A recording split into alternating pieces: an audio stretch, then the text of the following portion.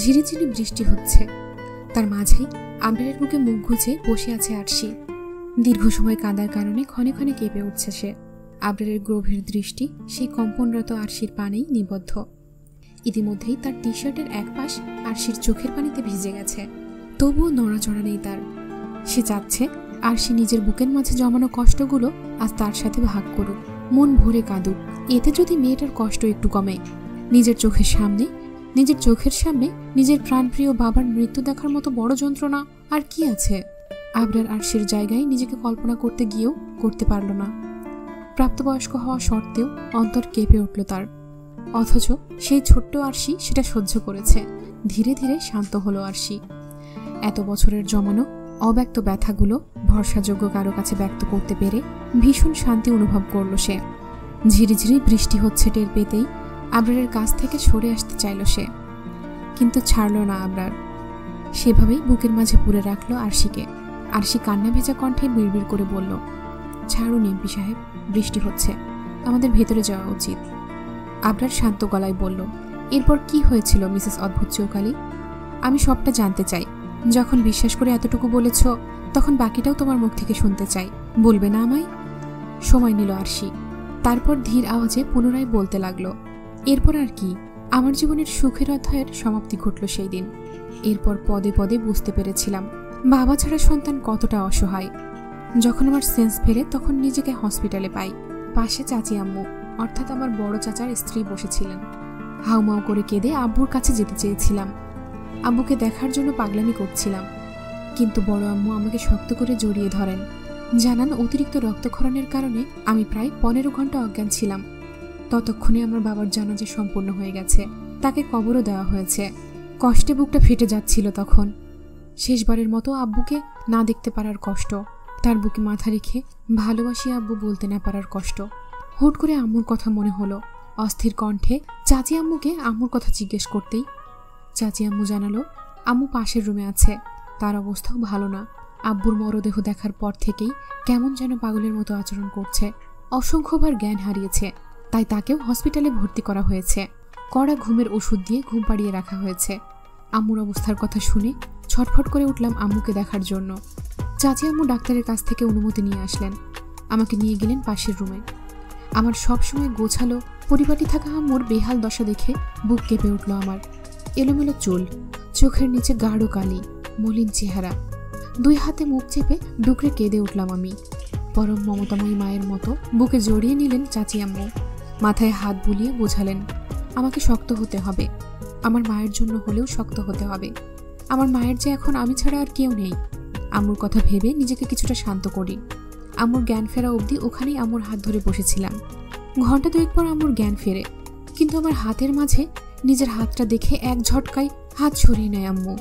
ক্রোধ আর ঘৃণা মিশ্রিত চোখে আমার দিকে তাকায়, চিৎকার করে বলে আমাকে তার সামনে থেকে চলে যেতে। আমি অবাক চোখে তাকিয়ে থাকি আম্মুর দিকে, নড়তেও যেন ভুলে গিয়েছিলাম তখন। আমি যাচ্ছি না দেখে আম্মু চিৎকার চেঁচামেচি করতে থাকে। রুমে থাকা নার্স এমন অবস্থা দেখে আমাকে বলে রুমের বাইরে চলে যেতে।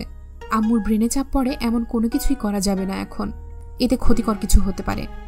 আম্মু তখন অস্বাভাবিক আচরণ করছিল, বারবার চিৎকার করে বলছিল আমাকে সামনে থেকে চলে যেতে। ধীর পায়ে রুম থেকে বেরিয়ে এসেছিলাম আমি। খুব করে কাঁদতে চাইছিলাম, কিন্তু কেন যেন চোখে আর পানি আসলো না। এরপর 2 দিন হসপিটালে থাকতে হলো। 2 দিন পর নিজেদের বাড়িতে ফিরে আসলাম। সাথে আসলো বড় চাচা আর তার পরিবার। আশ্চর্যের বিষয় কি জানেন? আব্বুর মৃত্যুর খবর শোনার পর আমাদের কোনো আত্মীয় আমাদের বাড়িতে আসেনি। হয়তো আমাদের দায়িত্ব নেওয়া লাগবে এই ভয়ে। হাসি পাচ্ছিল তখন। আব্বু থাকতে তারা কি মিষ্টি ব্যবহারই না করত। আর আব্বু চলে যাওয়ার পর কেউ সান্ত্বনাটুকু দিতে আসেনি। তবে এটা ভেবে শান্তি লেগেছিল যে সবাই ছেড়ে গেলেও আমার বড় আব্বু, মানে আমার বড় চাচা আমাদের ছেড়ে যাননি। কিন্তু উনি যে ভয়ঙ্কর পরিকল্পনা করে আমাদের সাথে ছিলেন তা তখনও বোঝা তো দূরের কথা, মাথাতেও আসেনি। দেখতে দেখতে আব্বু মারা যাওয়ার 2 সপ্তাহ পার হলো। চাচি আম্মু ছায়ার মতো আমাদের সাথে সাথে ছিলেন। এর মাঝে যতবারই আম্মুর সামনে গিয়েছি আম্মু দূর দূর করে তাড়িয়ে দিয়েছে। আম্মুর চোখে আমি তার স্বামীর মৃত্যুর জন্য দোষী হয়ে গিয়েছিলাম। চাচা চাচি আম্মু সাথে ছিল দেখে ধীরে ধীরে নিজেকে সামলে নিচ্ছিলাম। আব্বু চলে গেলেও দ্বিতীয় বাবা অর্থাৎ আমার বড় চাচার হাত আমার মাথার ওপর আছে ভেবে ভরসা পাচ্ছিলাম। কিন্তু সেই বিশ্বাস ভরসা এক নিমেষেই ভেঙে চুরমার হয়ে যাবে তা কে জানত। থামলো আরশি, লম্বা একটা শ্বাস টেনে আবার বলা শুরু করলো। আব্বু চলে যাওয়ার 3য় সপ্তাহ চলছে তখন। হুট করে একদিন সন্ধ্যায় চাচা এসে রুক্ষ কণ্ঠে বললেন আম্মুকে নিয়ে বাড়ি ছেড়ে চলে যেতে। অবাক হলাম আমি, বিস্ময়ে চোখের পাতা ফেলতে পারছিলাম না। মনে হচ্ছিল যা দেখছি ভুল দেখছি, যা শুনছি ভুল শুনছি। বিশ্বাস হচ্ছিল না এটাই সেই চাচা যে এতদিন আমাদের সাথে এত সুন্দর ব্যবহার করেছে। কিন্তু চাচা পুনরায় একই কথা বলায় অবাক কণ্ঠে চাচাকে জিজ্ঞেস করলাম, এসব উনি কি বলছে? চাচা বাজে একটা গালি দিয়ে বললেন বাড়ি ছেড়ে চলে যেতে। সেদিন কি হলো কি জানি, আমার নিজের মাঝে একটা জেদ অনুভব করলাম।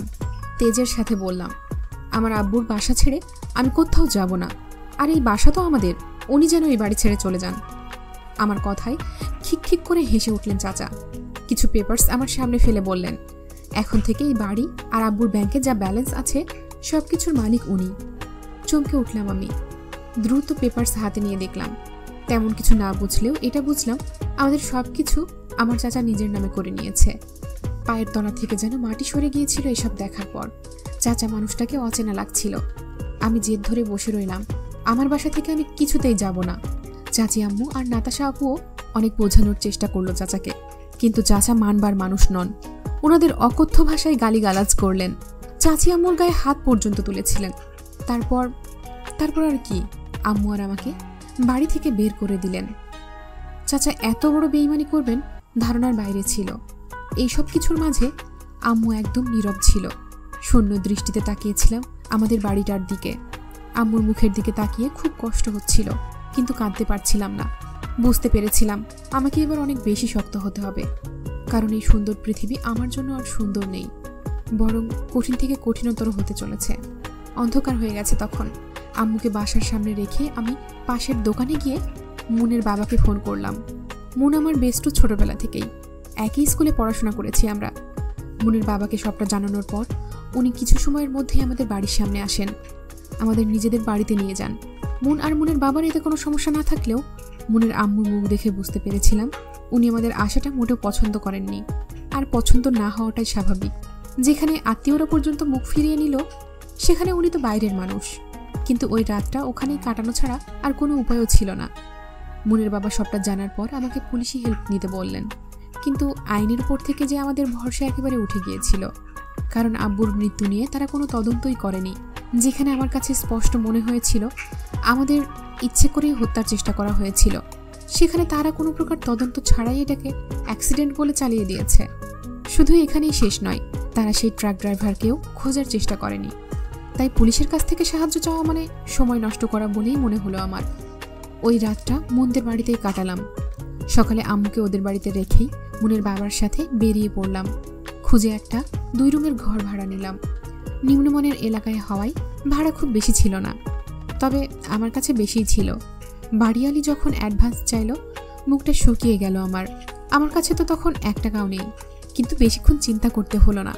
মুনের বাবা অ্যাডভান্স সহ 2 মাসের ভাড়া দিয়ে দিলেন। মাথায় হাত রেখে বললেন, যতক্ষণ না আমার কোনো ব্যবস্থা হচ্ছে উনি সাহায্য করবেন। এর জন্য আমি সারা জীবন ওনার কাছে কৃতজ্ঞ থাকব। এরপর আম্মুকে নিয়ে নতুন বাড়িতে উঠলাম। কাজের খোঁজ করতে লাগলাম। আমাকে দেখে মায়া হলো প্রতিবেশী আন্টির। উনি খোঁজ করে কিছু টিউশনি পাইয়ে দিলেন। খুব বেশি বেতন ছিল না, তবে চলার মতো। নাতাশা আপুর সাথে যোগাযোগ করে আমার সার্টিফিকেটগুলো নিয়ে একটা সরকারি কলেজে ভর্তি হলাম। দেখলেন ভাগ্য কাকে বলে, কখন কোথায় নিয়ে যায়। কোথায় আমার পড়ার কথা ছিল বেস্ট কলেজে, আর সে আমি ভর্তি হলাম একটা সরকারি কলেজে। অবশ্য এতে আমার রেজাল্টের কোনো ক্ষতি হয়নি, কারণ পড়াশোনা নিজের কাছে। আমি যেখানেই পড়ি না কেন, ভালো মতো পড়াশোনা করলে আমাকে ভালো ফলাফল করা থেকে ঠেকাবে কে। ঝুম বৃষ্টি নামতেই হুঁশ ফিরল আরশির। অতীত বর্ণনায় এতটাই মনোযোগী ছিল, আশেপাশে খেয়ালই ছিল না তার। আরশি দ্রুত উঠে দাঁড়িয়ে আবরারের হাত ধরে টানতে লাগলো। উত্তেজিত কণ্ঠে বলল, উঠুন এমপি সাহেব, দেখুন ঝুম বৃষ্টি পড়ছে, রুমে চলুন। আরে উঠুন না। আরশির টানাটানিতে দোলনা ছেড়ে উঠে দাঁড়ালো আবরার। তবে রুমে ফিরে যাওয়ার কোনো ইচ্ছে তার মাঝে প্রকাশ পেল না। আরশির অতি নিকটে এগিয়ে আসলো সে। আবরারকে এইভাবে এগিয়ে আসতে দেখে ভড়কালো আরশি। পুনরায় রুমে ফিরে যাওয়ার জন্য তাড়া দেওয়ার প্রয়াস করল, কিন্তু তার পূর্বেই আবরারের শীতল হাত আরশির কপলে স্পর্শ করল। আবরারের শীতল হাতের স্পর্শে শিরশির করে উঠল আরশির সারা দেহ। নিমেষেই আখিচোড়া বুঝে আসলো তার। আবরার আরশির কপালে কপাল ঠেকিয়ে ফিসফিস করে বলল, আজকের বৃষ্টির প্রতিটি ফোঁটা তোমার সকল দুঃখ কষ্ট ধুয়ে মুছে নিয়ে যাক মিসেস অদ্ভুত চৌকালি। আরশির বন্ধ চোখ থেকে আরও কয়েক ফোঁটা উষ্ণ তরল গড়িয়ে বৃষ্টির জলের সাথে মিশে একাকার হয়ে গেল। আলতো হাসলো আরশি, প্রার্থনা করল আবরারের কথাটাই যেন ঠিক হয়। আজকের বৃষ্টি যেন তার সকল দুঃখ কষ্ট ধুয়ে নিয়ে যায়। সে ভালো থাকতে চায়, তার সামনে দাঁড়ানো মানুষটার সাথে সারা জীবন সুখে থাকতে চায়, অনেক অনেক বছর বাঁচতে চায়। মানুষটার নিশ্চুপ ভালোবাসা শত সহস্র বছর উপভোগ করার তীব্র লোভ জাগ্রত হয় তার ছোট্ট মনে। আরশি ভেজা পোশাক পাল্টে ফ্রেশ হয়ে বেরিয়ে দেখল কম্বল মুড়ি দিয়ে শুয়ে আছে আবরার। আবরারকে এভাবে পা থেকে মাথা পর্যন্ত ঢেকে শুয়ে থাকতে দেখে কপালে ভাঁজ পড়ল আরশির। সে দ্রুত আবরারের কাছে এগিয়ে গেল, চিন্তিত কণ্ঠে শুধালো, আপনি ঠিক আছেন তো এমপি সাহেব? এভাবে মুড়ি দিয়েছেন কেন? আরশির আওয়াজ শুনে কম্বল থেকে চোখ বের করে উকি দিল আবরার। বলল, আমি একদম ফিট আছি মিসেস অদ্ভুত চৌকালি, ওই একটু ঠান্ডা লাগছিল তাই এভাবে মুড়ি দিয়ে শুয়ে আছি। সন্দিহান চোখে চাইল আরশি, সত্যি ঠিক আছেন? তাহলে আপনার চোখ লাল হয়ে আছে কেন? থতমত খেল আবরার, নিজেকে সামলে দৃঢ় কণ্ঠে বলল, ও চোখে পানি গিয়ে হয়তো লাল হয়ে গেছে। এখন তুমি তোমার এই গোয়েন্দাগিরি অফ করো আর লাইটটা নিভিয়ে ঘুমাতে এসো, অনেক রাত হয়ে গেছে। আরশি ঘড়িতে সময় দেখে নিল, আসলে অনেক রাত হয়ে গেছে। তাই সে চুল ভালোভাবে মুছে লাইট অফ করে শুয়ে পড়ল। আরশি শুতে না শুতেই আবরার ঝটপট এসে তাকে জড়িয়ে ধরল। অবাক হলো না আরশি, এই কয়েকদিনে অভ্যাস হয়ে গেছে তার। কিছুক্ষণ নীরবতায় কাটল। নীরবতা ভেঙে আবরার বলে উঠল, ঘুমিয়ে গেছো মিসেস অদ্ভুত চৌকালি? আরশি বলল, না, কিছু বলবেন? আবরার কোনো মতে ভনিতা না করে আবার জিজ্ঞেস করল, সব তো বললে, কিন্তু রিফার ব্যাপারে তো কিছু বললে না। হাসলো আরশি, বলল, রিফা আমার বোন কি করে হয় এটাই জানতে চাচ্ছেন তো? রিফা আমার বোন, এর বেশি কাউকে বলতে ইচ্ছে করে না। মনে হয় ওই সব বললে ওকে পর করে দিচ্ছি, তাই রিফার ব্যাপারে কিছু বলিনি। তবে আজ যখন সব জানালাম তাহলে ওটাও না হয় জানিয়ে দিই। রিফা আমার রক্তের সম্পর্কের কেউ না, হঠাৎ করেই আমার জীবনে এসেছে ও। ওকে পাওয়া আমার সৌভাগ্য ছিল। ছোটবেলা থেকেই শখ ছিল একটা ছোট ভাই বা বোনের, কিন্তু আমার কোনো ভাই বা বোন ছিল না। রিফাকে পাওয়ার পর আমার সেই শখ পূরণ হয়েছে। নতুন বাসায় ওঠার 6 মাস পরের ঘটনা। টিউশনি পড়িয়ে বাড়ি ফিরছিলাম, প্রায় সন্ধ্যা হতে চলেছে তখন। দ্রুত পায়ে বাড়ি ফিরছিলাম, হঠাৎ রাস্তার সাইডে একটা বেঞ্চে চোখ যায়। দেখি আমার চেয়ে ছোট বা আমার বয়সী একটা মেয়ে বেঞ্চে বসে কাঁদছে, হাতে কাপড়ের একটা ব্যাগ। দেখে শহরের মনে হলো না। মেয়েটাকে দেখে মায়া হলো আমার, কেন যেন ভীষণ টান অনুভব করলাম। ধীর পায়ে মেয়েটার কাছে গিয়ে কাঁধে হাত রাখলাম। মেয়েটা অশ্রুসিক্ত ভয়ার্ত দৃষ্টিতে আমার দিকে চাইল। ইস, কি মায়া জড়ানো ছোট্ট একটা মুখ মেয়েটার। আমি ওর চোখের পানি মুছিয়ে দিয়ে জিজ্ঞেস করলাম ও কাঁদছে কেন। জবাব দিল না ও, আবার কাঁদতে লাগলো। আমি কোনো জবাব না পেয়ে আবার জিজ্ঞেস করলাম ও কোনো বিপদে পড়েছে কিনা। এবার মেয়েটা মাথা ঝাঁকিয়ে বোঝালো ও বিপদে পড়েছে। আমি তৎক্ষণাৎ মেয়েটার কাছে ওর বাবা মায়ের নাম্বার চাইলাম। এবার প্রথমবারের মতো মুখ খুলল মেয়েটা, কান্না ভেজা কণ্ঠে জানালো ওর বাবা মা নেই। বুঝতে পারলাম ভালোই বিপদে পড়েছে মেয়েটা। ওকে আমার সাথে আমাদের বাসায় নিয়ে আসতে চাইলাম। প্রথমে রাজি হচ্ছিল না, ভয় পাচ্ছিল। ওকে বুঝিয়ে বললাম আর কিছু সময় পর অন্ধকার হয়ে যাবে, রাতে এই রাস্তায় বসে থাকা ওর জন্য নিরাপদ নয়। এবার রাজি হলো ও। ওকে নিয়ে বাড়িতে আসলাম, ফ্রেশ হতে বললাম, নাস্তা রেডি করলাম। ফ্রেশ হয়ে আসলে যত্ন সহকারে খাবার খাওয়ালাম। এবার ওকে শান্ত দেখাচ্ছিল, হয়তো আমাকে একটু একটু বিশ্বাস করতে পারছিল ও। তাই সুযোগ বুঝে জিজ্ঞেস করলাম, ও কে, কোথায় থেকে এসেছে, কি হয়েছিল ওর সাথে, কেন কাঁদছিল রাস্তায় বসে। ও আমার দিকে কিছুক্ষণ গভীর দৃষ্টিতে তাকিয়ে থেকে বলতে শুরু করে, ওর নাম রিফা, কুমিল্লার একটা গ্রামে ওর বাড়ি। ওর বাসা বললে ভুল হবে। ওর মামা মামির সাথে থাকতো এতদিন। দরিদ্র ঘরের জন্ম ওর। ওর আম্মু ওর জন্মের সময় মারা যায়, আর ওর আব্বু নাকি অতিরিক্ত নেশা করত, যার কারণে ওনারও মৃত্যু ঘটে। তখন রিফার বয়স মাত্র 5 কি 6। তারপর ওর জায়গা হয় ওর মামা আর মামির বাসায়। রিফার মামা মামি ওর দায়িত্ব নিতে চাচ্ছিল না, কিন্তু গ্রামের লোকদের চাপাচাপির কারণে বাধ্য হয় ওকে আশ্রয় দিতে। জোর করে রিফার দায়িত্ব দেওয়া হয়েছিল, তাই শুরু হয় রিফার ওপর নির্যাতন। বাড়ির সব কাজ ওকে দিয়ে করাতো, আর ভুল করলে প্রচুর মারধর করত। রিফা আমাকে নিজের শরীরের দাগগুলোও দেখিয়েছিল। মারের দাগ দেখে কেঁপে উঠেছিলাম আমি। এইভাবেই মামা মামির বাড়িতে বড় হয় রিফা। আমার সাথে যখন ওর দেখা হয় তখন ওর বয়স 15 কি 16। যাই হোক, আমার সাথে দেখা হওয়ার 3 মাস আগেই গ্রামে একটা শহুরে ছেলের সাথে পরিচয় হয় ওর। কাজ শেষে নিয়মিত পুকুর পাড়ে যেত ওরা, সেখানেই দেখা হয়েছিল। রিফার মতে ছেলেটা বেশ ধনী পরিবারের ছিল। প্রথমে কৌশলে ওর সাথে বন্ধুত্ব করে, ওর কষ্টের কথা জানার পরে ওকে সান্ত্বনা দেয়। রিফাও ধীরে ধীরে ছেলেটাকে অনেক বিশ্বাস করতে শুরু করে। এরপর হুট করে একদিন ছেলেটা ওকে প্রপোজ করে, নিজের ভালোবাসার কথা জানায়, ওকে বিয়ে করবে বলে স্বপ্ন দেখায়। রিফাও একটু ভালোবাসা পাবে বলে লোভে পড়ে যায়। তো রিফার মামা মামি কিভাবে যেন ওই ছেলের সাথে রিফার সম্পর্কের কথা জেনে যায়। তারা রিফাকে আর ওই ছেলের সাথে সাক্ষাৎ করতে দেয় না। ওর মামা কোন এক বয়স্ক লোকের সাথে ওর বিয়ে ঠিক করে ফেলে। এর পরিবর্তে ওনার মোটা অঙ্কের টাকা পাওয়ার কথা ছিল, কিন্তু রিফা সেটা মানতে পারেনি। ও ততদিনে ওই ছেলেটার প্রতি অনেক দুর্বল হয়ে পড়েছিল। তাই ও রাতের অন্ধকারে লুকিয়ে ছেলেটার সাথে দেখা করতে আসে। ছেলেটা ওকে বলে পরের দিন সকালে ওরা পালিয়ে যাবে এখান থেকে, শহরে গিয়ে সে রিফাকে বিয়ে করবে। রিফাও একটুখানি সুখের আশায় ওই ছেলের সাথে পালিয়ে আসে। শহরে এসে বাসে ওঠার পর ও ছেলেটার কাঁধে মাথা রেখে ঘুমিয়েছিল, কিন্তু হুট করে ও ঘুম ভেঙে যায়। ও শুনতে পায় ছেলেটা ফোনে কাউকে ধীর স্বরে বলছে, হ্যাঁ মেয়েটা হেব্বি দেখতে, আমি ওকে নিয়ে আসছি, এই তো কাছাকাছি আছি, আজকে রাতে পার্টি হবে বন্ধু, তোরা সবাই রেডি থাকিস মজা নেওয়ার জন্য। এসব শোনার পর রিফা বুঝতে পেরে যায় তার সামনে বিপদ। এই ছেলেটা মোটেও তাকে ভালো উদ্দেশ্যে এখানে নিয়ে আসেনি, আর না তাকে বিয়ে করবে। রিফার ভাবনার মাঝেই বাস থামলে ছেলেটা রিফাকে নিয়ে নেমে পড়ে। রিফা এমন ভান করে যেন সে কিছুই শোনেনি। কিছুটা দূর হাঁটার পরে সে ছেলেটাকে বলে তার পানির পিপাসা লেগেছে, পানি এনে দিতে। ছেলেটা পানি আনতে গেলে পালায় রিফা। দৌড়াতে দৌড়াতে অনেক দূর ওই রাস্তায় এসে পৌঁছায়। রাত থেকে না খাওয়ার কারণে আর শরীরে বল পাচ্ছিল না ও, তাই ওখানেই বসেছিল। থামলো আরশি। আবরার জিজ্ঞাসা করলো, ওর মামা মামির সাথে যোগাযোগ করনি? আরশি ঠোঁট ভিজিয়ে বলল, করেছিলাম, কিন্তু ওনারা রিফাকে ফিরিয়ে নিতে নারাজ। বোঝা মাথা থেকে নেমেছে বলে কথা, আর তারা নিতে চাইলেও আমি ওই জাহান্নামে ওকে আর যেতে দিতাম না। এরপর থেকে রিফা আমার কাছে আছে, ওকে নিজের ছোট বোন বলেই মেনে নিয়েছি। মেয়েটা জীবনে অনেক কষ্ট করেছে, আমি তো তাও জীবনের অনেকগুলো বছর বাবা মায়ের ভালোবাসা আদর সব পেয়েছি, কিন্তু ও পায়নি, এমনকি মা বলে ডাকার সুযোগটাও পায়নি। তাই তো আমার মাকেই মা বলে ডাকতে বলেছি, যাতে একটু হলেও মায়ের অভাব পূরণ হয়।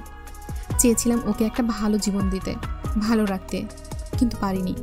এই দুনিয়ায় যে মানুষ অর্থ ছাড়া অচল, আর আমার অর্থের পরিমাণ ছিল সীমিত। আরশির হাত মুঠোয় পুরে নিল আবরার, শান্ত স্বরে বলল, তুমি যা করেছ তা কজনই বা করতে পারে বলো? একটা বাইরের মেয়েকে আশ্রয় দেওয়া, নিজের বোনের আসনে বসানো, এতগুলো বছর ধরে তাকে আগলে রাখা, এটা কি সবার পক্ষে সম্ভব? আমার মনে হয় না ও তোমার কাছে খারাপ ছিল, বরং ও তোমার কাছে অনেক সুখে ছিল, ভালো ছিল। একদিন না হয় ওকে জিজ্ঞেস করে দেখো। চোখ বন্ধ করে হাসলো আরশি। কিছুক্ষণ নীরব থেকে বলল, আপনি তো এইসব কিছু আগে থেকেই জানতেন, তাই না এমপি সাহেব? চমকালো আবরার। আমতা আমতা করে বলল, আমি কিভাবে জানবো? আরশির ঠোঁটের হাসি চওড়া হলো। বলল, আপনি আমার ব্যাপারে অনেক কিছুই জানতেন, এটা আমি জানি, তবুও আমার কাছ থেকে পুনরায় সবটা এত মনোযোগ দিয়ে কেন শুনলেন এমপি সাহেব? ফোঁস করে নিঃশ্বাস ফেলল আবরার। আসলে সে আরশির ব্যাপারে অনেক কিছু জানতো, আর যতটুকু অজানা ছিল তা আরশি নিজেই বলেছে। আবরার ধীর আওয়াজে বলল, মানুষ নিজেদের একান্ত গোপনীয় কথাগুলো শুধুমাত্র নিজেদের অতি প্রিয় আপনজনদের নিকটেই ব্যক্ত করতে পারে। তারা সেই মানুষটাকে অনেক বেশি ভরসা করে, তাই তো নিজেদেরকে সেই মানুষটার সামনে খোলা বইয়ের মতো উপস্থাপন করে। আমি সবসময় তোমার নিকট সেই অতি প্রিয় ভরসাযোগ্য মানুষটা হতে চেয়েছিলাম, তাই তো সবটা জানার পরও তোমার মুখ থেকে আবারও সবটা শুনেছি। তোমার কাছ থেকে সবটা শুনে ভীষণ তৃপ্তি অনুভব করছিলাম। জানো মিসেস অদ্ভুত চৌকালি, তুমি যখন আমাকে সবটা জানাচ্ছিলে মনে হচ্ছিল আমি বুঝি সার্থক। আরশি ড্রিম লাইটের মৃদু আলোয় আবরারের চোখে চোখ রাখল, গভীর দৃষ্টি তাক করে সরল ভঙ্গিতে বলল, আমি আজ আপনাকে সবকিছু কেন বললাম জানেন আপনি? কারণ আপনি আমার সেই অতি প্রিয় ভরসাযোগ্য একান্ত ব্যক্তিগত পুরুষ, যার কাছে আমি নিজেকে খোলা বইয়ের মতো উপস্থাপন করতে চাই, যাকে আমি ভীষণ ভরসা করি, যার কাছে নিজেকে নিরাপদ ভাবি, যার কাছে সব শেয়ার করে এখন আমি ভীষণ হালকা অনুভব করছি। আপনি সেই মানুষটা, আমার একান্ত ব্যক্তিগত পুরুষ। কথা শেষ করে আবরারের বুকে মুখ গুজল আরশি। আরশিকে শক্ত করে বুকে জড়িয়ে ধরল আবরার। চোখ মুখ চকচক করছে তার, ঠোঁট জুড়ে তৃপ্তির হাসি খেলা করছে। কানে বারংবার ধ্বনিত হচ্ছে, আপনি সেই মানুষটা, আমার একান্ত ব্যক্তিগত পুরুষ। সকালে ঘুম ভাঙার পর আবরারকে আর খুঁজে পেল না আরশি। বুঝতে পারলো আবরার চলে গেছে। বিরক্তিতে কপাল কুঁচকে আসলো তার। লোকটা একদিনও যাওয়ার আগে তাকে ডেকে দেয় না। রাগে গজগজ করতে করতে ফ্রেশ হতে চলে গেল সে। নাস্তা করে মিসেস বন্যার কাছ থেকে অনুমতি নিয়ে ভার্সিটি যাওয়ার উদ্দেশ্যে বেরিয়ে পড়ল আরশি। আজ থেকে ভার্সিটিতে যাবে সে। এমনিতেই অনেক বড় গ্যাপ হয়ে গিয়েছে। যদিও প্রতিদিনের লেকচার আরশির বন্ধুরা পাঠিয়ে দিত, অনেকদিন পর বন্ধুদের সাথে দেখা হবে, তাই ভীষণ ভীষণ খুশি আরশি। ভার্সিটিতে পৌঁছে সোজা ক্যান্টিনে চলে গেল আরশি। গিয়ে দেখলো তার বন্ধুরা আগে থেকেই বসে আছে। আরশিকে দেখে মোহনা চিৎকার করে বলল, দোস্ত তুই আইসোস? মোহনার চিৎকারে কানে হাত দিল সবাই। আবির মোহনার মাথায় চাটি মেরে বলল, চোখে কম দেখোস নাকি তুই? ও আইসে বলেই তো দেখলি, আবার ষাঁড়ের মতো চিল্লাই জিজ্ঞাসা করছিস কেন ও আইসে কিনা? মাথায় চাটি মারাই আর ষাঁড় বলাই রেগে গেল মোহনা। আবিরের চুল খামচে ধরে বলল, আমার গলা আমি চিল্লামো, তোর কি? তোর যদি এতই সমস্যা তুই জাগা এখান থেকে, কিন্তু আমায় মারলি কেন? আজকে তোর সব চুল ছিঁড়ে ফেলামো আবিরের বাচ্চা। চুল জোরে টান দেওয়ায় ব্যথায় চোখ মুখ কুচকে আসলো আবিরের। সে ব্যথাতুর কণ্ঠে বলল, ছাড় আমার আম্মা, আর মারুম না। আমি তো একটাই মারলাম, আর তুই আমার কয়টা চুল ছিঁড়লি? ছাড় পেতনির দাদি নানি। পেতনির দাদি নানি বলাই আরো শক্ত করে আবিরের চুল টেনে দিল মোহনা। ক্যান্টিনের সবাই তো হাবলার মতো তাকিয়ে আছে আবির আর মোহনার দিকে। আর সেই অবস্থা বেগতিক দেখে দ্রুত এগিয়ে এসে মোহনার হাত থেকে আবিরের চুল ছাড়ালো। মেকি রাগ দেখিয়ে বলল, কতগুলো দিন পর আসলাম, কই একটু জড়িয়ে ধরবি, ভালো মন্দ জিগাবি, তা না তোরা দুজন ঝগড়া মারামারি লাগাইছোস। মুহূর্তে আরশিকে জাপটে ধরল মোহনা। আহ্লাদি কণ্ঠে বলল, সরি জানু, দেখ না সবই আবিরের বাচ্চার জন্য হয়েছে। ও আগে শুরু করছে, আমি তো ভালো একটা বাচ্চা, তোরা তো সবাই জানিস। মোহনার কথায় আবির বাদে সবাই ফিক করে হেসে দিল। আরশি মোহনার গাল টেনে বলল, সত্যি বলছস, তুই একটা বাচ্চা, ভালো বাচ্চা। আরশির কথায় শব্দ করে হাসলো সবাই, যেন কোনো জোকস শুনেছে তারা। আবির মুখ বাঁকা করে বলল, এই বুড়ি মাইয়া নাকি আমার বাচ্চা, শাকচুন্নি কোথাকার। আবার রেগে গেল মোহনা, দাঁতে দাঁত চেপে বলল, দেখলি এই আবিরের বাচ্চা আমাকে কি বলল, আমি নাকি শাকচুন্নি? আবিরের বাচ্চা, দেখে নিস তোর বউ হবে শাকচুন্নি, মিলিয়ে নিস তুই। আবির মাছি তাড়ানোর ভঙ্গিমায় হাত নাড়িয়ে বলল, আরে যা যা, শকুনের দোয়ায় গরু মরে না। মোহনা শয়তানি হাসি দিয়ে বলল, তার মানে তুই স্বীকার করতেছিস তুই একটা গরু? আবিরও ঠোঁট বাঁকিয়ে বলল, আমি গরু হলে তুইও শকুনি। গাল ফোলালো মোহনা। কথায় না পেরে চোখে পানি চলে আসতে চাইল তার। আরশি পরিস্থিতি সামাল দিতে আদুরে কণ্ঠে মোহনাকে বলল, থাক শোনা, কষ্ট পায়ও না। পিচ্চি বাবুটা, এই আবিরটা বদ শয়তান, ওর কথা কানে নিবি না, বুঝলি? আর সেইভাবে বলাই মোহনাও হেসে ফেলল, মাথা ঝাঁকিয়ে হ্যাঁ বোঝালো।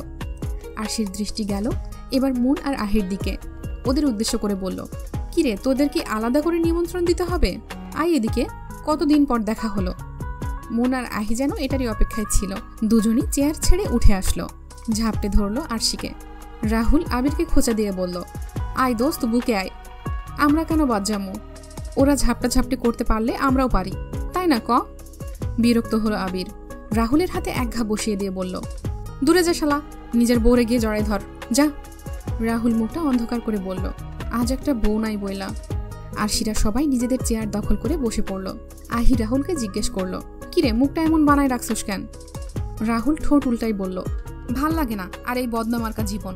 তুই আর আরু শালার ঝাড়ু, দুইটা তো মিঙ্গেল হয়ে গেলি, আমরা যে কবে মিঙ্গেল হব?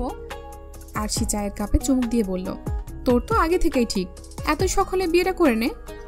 রাহুল গালে হাত ঠেকিয়ে বলল, সেই কপাল কি আর আছে? জল্লাদ মার্কা শ্বশুর আমার, বিয়ের প্রস্তাব পাঠাইলাম আব্বা আম্মাকে দিয়া। ছেলে মেয়ে দুইজনই এখনো ছোট, আরো বড় হোক। অনেক বোঝানোর পর আকদটা করতে রাজি হয়েছে, কিন্তু সেটাও আমার অনার্স শেষ করার পর। আর আকদ হইলেও উনি মেয়ে দেবে না এখন। কি জ্বালা বল, বউরে ঘরে তুলতে তুলতে মনে হয় আমি বুড়া হইয়া যাবো। রাহুলের অবস্থা দেখে মুখ টিপে হাসতে লাগলো সবাই। মোহনা দুঃখী দুঃখী কণ্ঠে বলল, তোর তো তাও বিয়া ঠিক হয়েছে, কিন্তু আমার যাও একটা ক্রাশ ছিল, সেই ক্রাশটারেও এই আরু ঝাড়ুটা বিয়ে করে নিল। আর আমার আব্বা আম্মারও মেয়ের বিয়ে নিয়ে কোনো মাথা ব্যথা নাই, সামনে পড়লেই বলবে। আম্মা যান ভালো মতো পড়াশোনা করেন, ফাইনালে যেন রেজাল্ট ভালো হয়। বলি আমার কি বিয়া শাদী হইব না নাকি? সিঙ্গেলই মরতে হইব মনে হয়। মোহনার কথা শেষ হতেই শব্দ করে হেসে উঠল সবাই। অনেকদিন পর এক জায়গায় হওয়ায় ওদের বন্ধু মহলে যেন প্রাণ ফিরে এসেছে। বেশ অনেক সময় নিয়ে গল্প করলো ওরা। ক্লাস টাইম হয়ে এসেছে দেখে উঠে পড়ল সবাই। ক্লাসে যাওয়ার পথে হুট করে কল আসলো আরশির ফোনে। সে ফোন বের করে দেখলো রিফা কল দিচ্ছে। আরশি রিসিভ করে কথা বলতে বলতে আস্তে ধীরে যেতে লাগলো ক্লাসে। ততক্ষণে ওর ফ্রেন্ডরা বেশ দূরে চলে গেছে। আরশি কথা শেষে ফোন ব্যাগে ঢুকাচ্ছিল, এমন সময় কেউ ধাক্কা দিল তাকে। পড়তে পড়তে কোনো মতে নিজেকে সামলে নিল আরশি। তবে রক্ষা হলো না তার ফোনটা। রাগ হলো আরশির। সেই ব্যক্তিকে কিছু করার কথা শোনানোর জন্য পিছে ফিরে চাইল, কিন্তু কে ধাক্কা দিয়েছে তা ঠাউর করতে পারল না। অনেকেই ক্যাম্পাসে ছড়িয়ে ছিটিয়ে দাঁড়িয়ে আছে। আরশি বেশ কিছুক্ষণ তাকিয়ে খোঁজার চেষ্টা করলো, কিন্তু কে এমন করেছে বুঝতে পারল না। ক্লাস শুরু হতে আর বেশি সময় নেই, তাই আরশি সেই লোকটাকে খোঁজা বাদ দিয়ে নিজের ফোনটা তুলে দাঁড়াবে এমন সময় তার চোখ আটকে গেল একটা ছোট কাগজের টুকরোর উপর। তার পায়ের কাছেই পড়ে আছে। কিছু একটা লেখা আছে তাতে, যা কিছুটা দেখা যাচ্ছে। কেমন যেন সন্দেহ হলো আরশির। সে আলতো হাতে কাগজটা তুলে নিয়ে দাঁড়ালো। আগে নিজের ফোনটা চেক করলো, কিন্তু ফোনের তেমন কিছুই হয়নি। গ্লাসের এক কোণে সামান্য ফাটল ধরেছে। তাই দেখে স্বস্তির নিঃশ্বাস ফেলল সে। ফোনটা ব্যাগে রেখে কাগজের টুকরোটা খুলল আরশি, কিন্তু কাগজের টুকরার লেখাটা পড়ে আশ্চর্য হলো সে। নিঃশ্বাস যেন বন্ধ হয়ে আসতে চাইল তার, কারণ কাগজের টুকরাতে গুটি গুটি অক্ষরে লেখা আছে, আরশি রহমান, যদি নিজের বাবার খুনি কে তা জানতে চাও তবে নিচের নাম্বারে যোগাযোগ করবে। আর অবশ্যই সেটা গোপনে, কারণ তোমার আপনজনেরাই তোমার শত্রু। ওরা যদি কোনোভাবে জেনে যায় তবে তোমাকেও বাঁচতে দেবে না, আর আমিও বিপদে পড়ব। এতটুকু লেখা আছে কাগজে, আর নিচে একটা নম্বরও দেওয়া আছে। আরশি হতবাক হয়ে তাকিয়ে আছে কাগজের দিকে। সে জানতো তার বাবার খুন হয়েছে, সেটা নর্মাল অ্যাক্সিডেন্ট ছিল না। কিন্তু এত বছর পর কে সেই খুনের খবর দিতে চাচ্ছে? কেনই বা দিতে চাচ্ছে? এত বছরে কেন দেয়নি? সত্যিই তাকে তার বাবার খুনির সন্ধান দেওয়া হবে, নাকি এটা কোনো ষড়যন্ত্র? আর কিছু ভাবতে পারছে না আরশি। তার মাথায় যেন কেমন যন্ত্রণা শুরু হয়েছে। মাথা ঝিমঝিম করছে। ক্লাসের কথা যেন মাথা থেকে বেরিয়েই গেছে। সে সবসময় চাইতো নিজের বাবার খুনিকে খুঁজে বের করতে, তাকে শাস্তি দিতে, কিন্তু সেটা তার মতো সাধারণ একটা মেয়ের পক্ষে সম্ভব ছিল না। আরশি কি করবে বুঝতে পারছে না। কেউ ঘাড়ে হাত রাখাই চমকে উঠল আরশি। দ্রুত কাগজের টুকরোটা হাতের মুঠোয় পুরে নিল সে। সামনে তাকিয়ে দেখলো আবির দাঁড়িয়ে আছে। আবির কপাল ভাঁজ করে জিজ্ঞেস করলো, কি রে, কি হয়েছে? এভাবে দাঁড়িয়ে আছিস কেন? আর এত চমকালিই বা কেন? কোনো সমস্যা? আমাকে বলতে পারিস? আরশি হাসার চেষ্টা করলো। আরে না না, কোনো সমস্যা নেই। ওই রিফা কল দিছিল, তাই কথা বলছিলাম ওর সাথে। আবির কপালে হাত ঘষল। ও আচ্ছা, চল ক্লাসে যাই। ক্লাস তো শুরু হয়ে গেল বলে। আরশি মাথা ঝাঁকিয়ে বলল, হ্যাঁ হ্যাঁ চল। ক্লাসে গিয়েও পড়ায় মন বসাতে পারল না আরশি। সারাক্ষণ তার মাথায় ওই লেখাগুলোই ঘুরছে। আরশিকে যেটা সবচেয়ে বেশি ভাবাচ্ছে সেটা হলো যে চিরকুটটা লিখেছে সে আরশিকে কারো সাথে ব্যাপারটা শেয়ার করতে নিষেধ করেছে। এমনকি তার আপনজনেরাই তার শত্রু, এমনটা উল্লেখ করেছে। আরশি কি করবে বুঝতে পারছে না। একবার ভাবছে বাড়িতে গিয়ে আবরারকে সবটা জানাবে, আবার ভাবছে জানানোটা ঠিক হবে কিনা।